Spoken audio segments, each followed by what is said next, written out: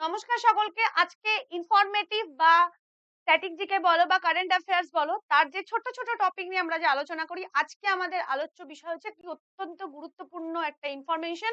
এবং অবশ্যই আমরা ভারতীয় হিসেবে আমাদের কাছে একটি অত্যন্ত ভালো খবর। সেটা হচ্ছে কি, রিসেন্টলি আমরা দেখেছি ভারতবর্ষ জাপানকে টপকে বিশ্বের মধ্যে চতুর্থ বৃহত্তম অর্থনীতি হিসেবে নিজেকে প্রমাণিত করেছে। ভীষণ ইম্পর্টেন্ট প্রশ্ন।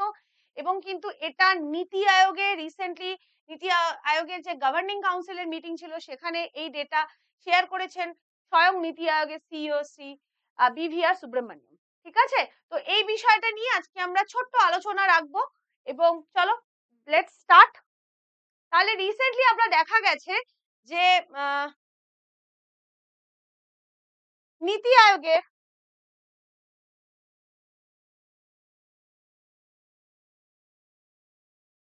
নীতি আয়োগের 10তম গভর্নিং কাউন্সিলের মিটিং ছিল রিসেন্টলি।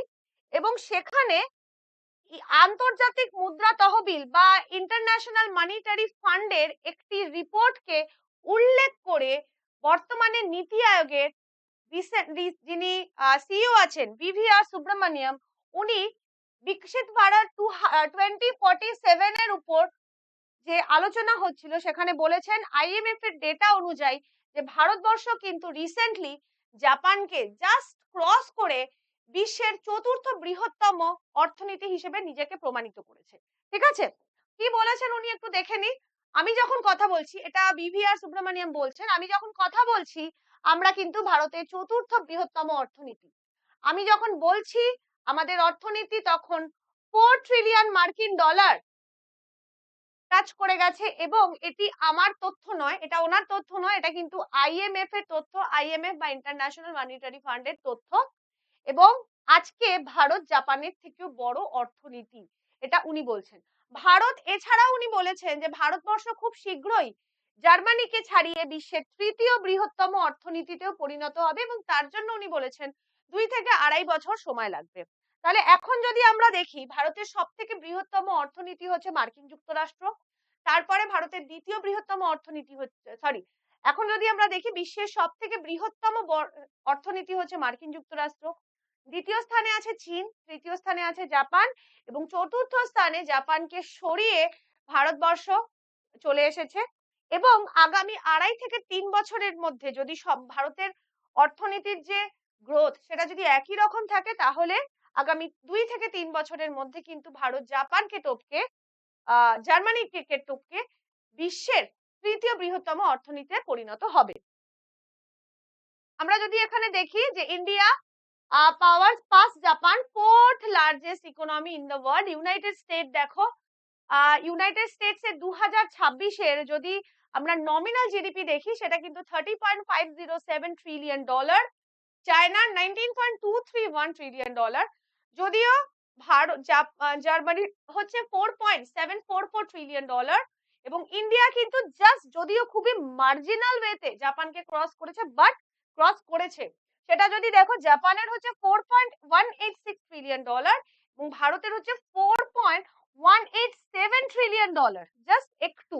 তো কি আমরা খুব এক্সপেক্ট করছি যে কিছুদিন পরে ভারতবর্ষ কিন্তু জাপানকে ক্রস করে বিশ্বের তৃতীয় বৃহত্তম অর্থনীতিতে পরিণত হবে। আইএমএফ এর যেটা আমি এবার বলছিলাম, যে আইএমএফ এর কোন ডেটা, আইএমএফ এর ওয়ার্ল্ড ইকোনমিক আউটলুক রিপোর্ট এর যে এপ্রিলের যে এডিশন, মানে আইএমএফ এর এপ্রিল এডিশনের ওয়ার্ল্ড ইকোনমিক আউটলুক যদি আমরা দেখি, সেখানে বলা হয়েছে যে 2026 এর 2026 অর্থবর্ষের যে নমিনাল জিডিপি, নামমাত্র জিডিপি, সেখানে ভারতবর্ষ হচ্ছে 4187.017 বিলিয়ন ডলার ছুঁয়ে যাবে বলে আইএমএফ জানিয়েছে, যেখানে জাপানের এটা হবে 4186.431 বিলিয়ন। ঠিক আছে, 2024 অবধি ভারত বিশ্বের, যদি আমরা 2024 দেখি, তাহলে ভারত কিন্তু বিশ্বের 5ম বৃহত্তম অর্থনীতি ছিল। ইউএস, চায়না, জার্মানি এবং জাপানের পরে ভারতের স্থান ছিল। এবং আগামী জাস্ট 1 বছরও না, 1 বছরেরও কম সময় কিন্তু ভারত জাপানকে ক্রস করে 4th পজিশনে চলে এসেছে। এবং সব থেকে ভালো কথা যে এই ইকোনমিক আউটলুকে আরো উল্লেখ করা হয়েছে যে ভারত কিন্তু ওয়ান অফ দ্য ফাস্টেস্ট কি বলবো গ্রোয়িং ইকোনমি পৃথিবীর মধ্যে, ঠিক আছে? কারণ বলা হচ্ছে যে আগামী 2 বছরে এই রকম গ্রোথ যদি ভারতের থাকে, আগামী 2 থেকে 3 বছরের মধ্যে ভারত 3rd পজিশনে চলে আসবে। এবং এই ইকোনমিক আউটলুক অনুযায়ী 2025 সালে ভারতের গ্রোথ রেট ছিল 6.2%, যেটা 2026 সালে কিন্তু 6.3% হারে ভারতের গ্রোথ বৃদ্ধি পাবে। এবং যা কিনা শুধুমাত্র ভারতের ক্ষেত্রে না, বিশ্বের ক্ষেত্রে না, ভারতের আশেপাশে যে সমস্ত দেশ আছে তাদের তুলনায় অনেকটা বেশি। কারণ আইএমএফ এর রিপোর্ট অনুযায়ী, মানে আইএমএফ এর এই ইকোনমিক আউটলুক রিপোর্টেই বলা হয়েছে যে ওভারঅল সারা বিশ্বে 2026 সালে যে গ্রোথ রেট সেটা 2.8% 2025-এ ছিল, 2026-এ সেটা 3% মতো হবে। সেই জায়গায় দাঁড়িয়ে 2025-এ সারা বিশ্বের গ্রোথ রেট হচ্ছে 2.8, কিন্তু ভারতের ছিল 6.2। সেটা সারা বিশ্বের তুলনায় বেশি এবং ভারতের যে আশেপাশে যে দেশগুলো আছে তাদের তুলনায় বেশি। আর 2026-এ 3% সারা বিশ্বের গ্রোথ রেট হবে, সেখানে ভারতের হতে চলেছে 6.3%। তো এই 6.3, 6.2, 6.5 এর মতো যদি গ্রোথ রেট থাকে তাহলে কিন্তু ভারত বিশ্বের খুব তাড়াতাড়ি তৃতীয় বৃহত্তম অর্থনীতিতে পরিণত হবে। ঠিক আছে? ভারতের অর্থনীতি দ্রুত বৃদ্ধি পাচ্ছে এবং আমরা জানি যে প্রধানমন্ত্রী নরেন্দ্র মোদী এই যে রিপোর্টের পরে ভিশন ডকুমেন্ট তৈরি করার আহ্বান জানিয়েছে প্রত্যেকটি রাজ্যকে, এবং সেই অনুযায়ী আমরা হয়তো খুব শিগগিরই আগামী 2 থেকে 3 বছরের মধ্যে মোটামুটি 2030-এর আগেই হয়তো আমরা বিশ্বের তৃতীয় বৃহত্তম অর্থনীতিতে পরিণত হব। ঠিক আছে? তো থ্যাংক ইউ টু এভরিওয়ান। আজকে আমাদের এই ছোট্ট ভিডিওটি ছিল অত্যন্ত গুরুত্বপূর্ণ এবং অত্যন্ত ভালো একটা খবর আমাদের ভারতীয়দের জন্য।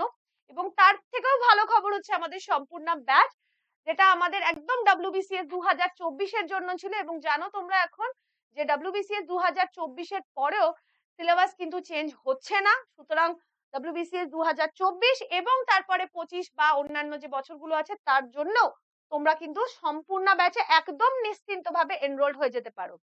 তোমাদের জন্য যাতে কোনোভাবে পড়াশোনার কি বলবো প্রতিরোধ মানে ফিজ না হয়, সেই কারণে বছরে 365 টাকার জায়গায় আমরা কিন্তু বছরে এখন 200 টাকা ফিজ করে দিয়েছি। শুধুমাত্র 200 টাকা পেমেন্ট করে তোমরা একটা গোটা বছর পড়াশোনা করতে পারবে। সেক্ষেত্রে WBCS এর সাথে সাথে মিসলেনিয়াস, ক্লার্কশিপ, আইডিও, এমভিআই, ফুড এসআই, এছাড়াও আমাদের 2021 থেকে এখন অবধি যা যা কোর্স নোটবুকের অ্যাপে লঞ্চ করা হয়েছে, সেটা WB প্রাইমারি টেট বলো, আপার প্রাইমারি টেট বলো, এসএসসি, এসএলএসটির কিছু সাবজেক্টস আছে, হিস্ট্রি, জিওগ্রাফি, পলিটি, আমাদের এসএলএসটি কভার করা আছে, সেইগুলোর ভিডিও তোমরা এই ব্যাচে পেয়ে যাবে। এছাড়া তোমরা যারা, আমি বারবার বলি যে যাদের বয়স কম 24, 25, 26, তারা প্লিজ সেন্ট্রালের এক্সাম, সেন্ট্রালের এসএসসির আন্ডারে যে সমস্ত এক্সাম গুলো হয় যেমন সিজিএল, সিএইচএসএল, এগুলোর জন্য যারা প্রিপারেশন নিচ্ছ, বা আরআরবি, এনটিপিসির জন্য যারা প্রিপারেশন নিচ্ছ, তাদের ক্ষেত্রেও কিন্তু এই ব্যাচটা হেল্পফুল হবে। কারণ ফ্রম নভেম্বর অনওয়ার্ডস আমরা কিন্তু এখানে এই ব্যাচেই কিন্তু এসএসসি এবং এনটিপিসির জন্য ক্লাসেস শুরু করব। তাহলে ওভারঅল 200 টাকায় তুমি কি কি পাচ্ছ? সপ্তাহে 31টা live class, subject wise live classes হয়।